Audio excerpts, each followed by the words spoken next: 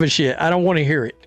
Asia, Cameron, or Cheryl Swift. Nobody knew that. Nobody knew they wore 22. Stop that. The fact that Clark and Wilson were on the same 2025 WNBA All-Star team caught the attention, if only because there was some question about a shared number and how it would be handled. Ultimately, it didn't matter because Clark was out, of course, with the groin injury. Something explosive just leaked out of the Team USA training camp. And if these reports are even half true, then Team USA has just made one of the biggest public relations mistakes in modern women's basketball. According to multiple insiders, the organization is now privately regretting a decision that sent shockwaves across the entire sports world, forcing Caitlin Clark, the most influential, most marketable, and most culturally powerful athlete in women's basketball, to give up her legendary number 22. Not suggested, not recommended, not negotiated, forced. And the fallout is already spiraling out of their control. The moment the roster sheet for the December Team USA training camp was released, fans didn't expect drama. They were excited. After the brutal Olympic snub, people were finally ready to see Caitlin Clark get her opportunity, to see her wear the red, white, and blue, to see her step into what many believe is her destiny as the future face of USA basketball. But excitement turned into full-scale outrage within seconds, because as fans looked closer, they noticed something that didn't sit right with anyone. Next to Clark's name on the official roster was a jersey number, but not her jersey number. Instead of the legendary 22, the number she built a global identity around, Team USA assigned her number 17, and the internet erupted instantly. To understand the shock, you have to understand the power of number 22. It isn't just a number stitched onto fabric. It's Caitlin Clark's identity, her legacy, her global trademark. It's the number she wore during her historic run at Iowa, the number she wore when she shattered Pete Maravich's all-time scoring record, the number she wore while carrying Iowa to back-to-back national championship games, and the number she proudly wears with the Indiana Fever as she breaks attendance records and turns every arena she steps into a sold-out event. Number 22 is instantly recognizable. It's a symbol, it's branding, it's business, and Team USA tossed it aside like it was meaningless. Here's the part that made fans furious. No one else on the training camp roster is wearing 22. The number is wide open. It isn't being held by a veteran. It isn't reserved for someone with seniority, and it isn't tied up in any technical FIBA restriction. Aja Wilson, the only superstar who consistently wears 22 for Team USA, isn't even attending this particular camp. This is not a conflict situation. This is not a rules situation. This is not a logistical situation. The number is sitting there unused, untouched, completely available, and yet Team USA still forced Caitlin Clark to switch to 17. To fans, it doesn't look like an oversight. It looks intentional. And that's where the optics completely fall apart. This is the same Team USA that left Caitlin off the Olympic roster earlier this year, a decision that triggered worldwide backlash and made fans question whether the leadership of USA Basketball truly understood the cultural movement unfolding in front of them. Their explanation back then was experience, continuity, and chemistry. People didn't buy it then, and after this latest controversy, they definitely aren't buying it now. Because if Team USA wanted to rebuild trust, if they wanted to repair their image, if they wanted to show the basketball world that they understood Caitlin's impact, then the easiest, simplest, most obvious move would have been to let her keep her iconic number. Instead, they opened the door for another firestorm. Sponsors noticed immediately.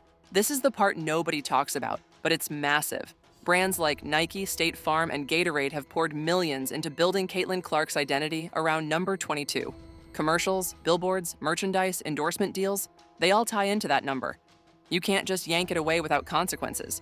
Forcing her into number 17 doesn't just create confusion. It disrupts an entire marketing ecosystem. Fans associate her name with 22.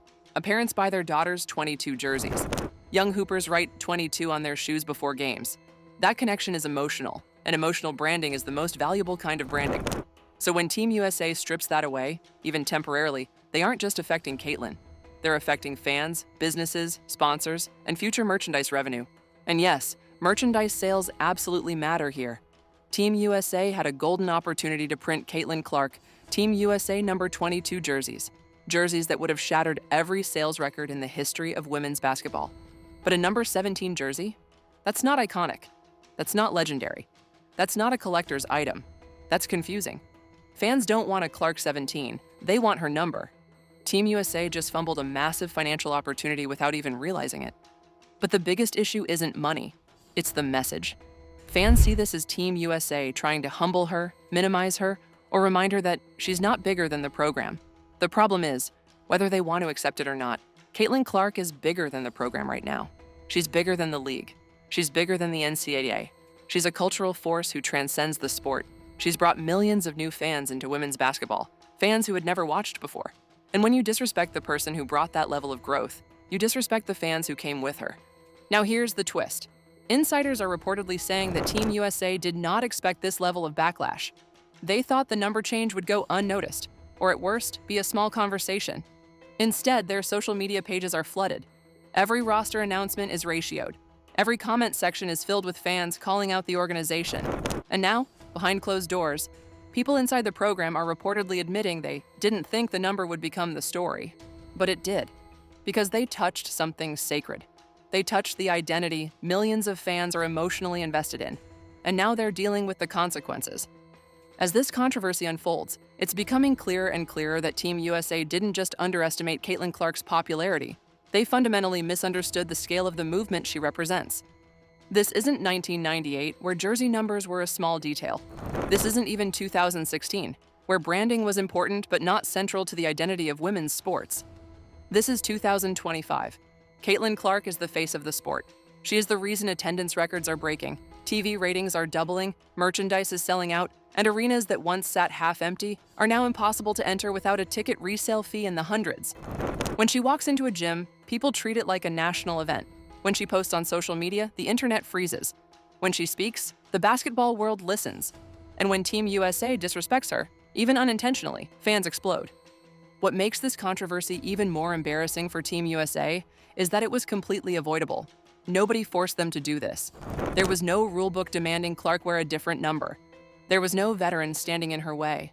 There was no prior commitment obstructing her. The number 22 was sitting there, available, untouched, unused. And yet, they made the conscious decision to assign her a completely different number.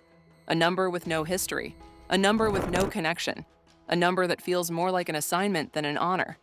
And that's where the tone deafness becomes impossible to ignore. You have to wonder what the conversations inside the locker room sound like. Because while most players respect Caitlin's rise, there's also no denying that jealousy, ego, and insecurity exist at the highest levels of sports. Some veterans privately feel overshadowed by the attention she gets. Some dislike how every question, every camera, every microphone gravitates toward her. Some resent the idea that a rookie, no matter how talented, has become the face of the sport while they spent years working in relative obscurity. And so, when Team USA makes a decision like this, it doesn't just look bureaucratic. It looks political. It looks like protecting egos. It looks like quiet resistance. It looks like an intentional refusal to elevate Caitlin to the level fans believe she already deserves. But the truth is, resisting her doesn't stop anything. It only makes her bigger. Every controversy, every snub, every rule, every questionable decision only strengthens the movement behind her. Fans become louder. Narratives grow stronger. Media attention doubles. Caitlin becomes even more central to the sport's identity. That's exactly what's happening now. Team USA tried to treat this number change like a small detail, but in doing so, they turned it into a national conversation. Every sports show is talking about it. Every social platform is debating it. Every fan is picking a side.